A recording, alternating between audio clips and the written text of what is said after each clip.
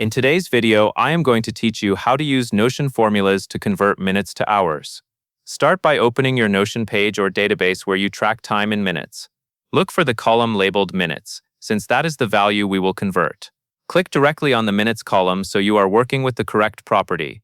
Then click into one of the cells that already has a minutes value, like 480, just to confirm you are looking at the right data and to get familiar with how the numbers are stored.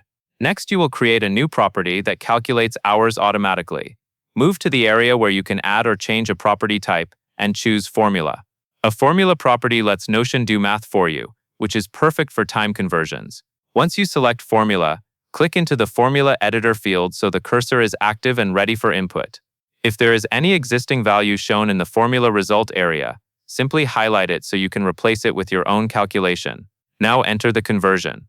The basic idea is simple. There are 60 minutes in an hour, so you divide your minutes by 60. In Notion formula format, you will reference your minutes property and divide it by 60. If your property is named minutes, the reference will look like prop minutes, and then you divide by 60. For cleaner results, you can format the number so it shows 2 decimal places.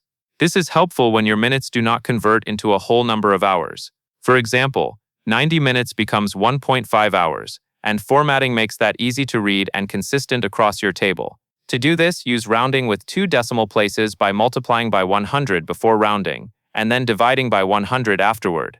In the editor, type the rounding formula that starts with round and includes your minutes to hours calculation inside it. After you enter the formula, click outside the editor to apply it.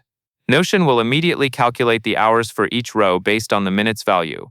You should see your example value update right away, such as 480 minutes converting to 8 hours. That covers everything you need to know. And that is all there is to it.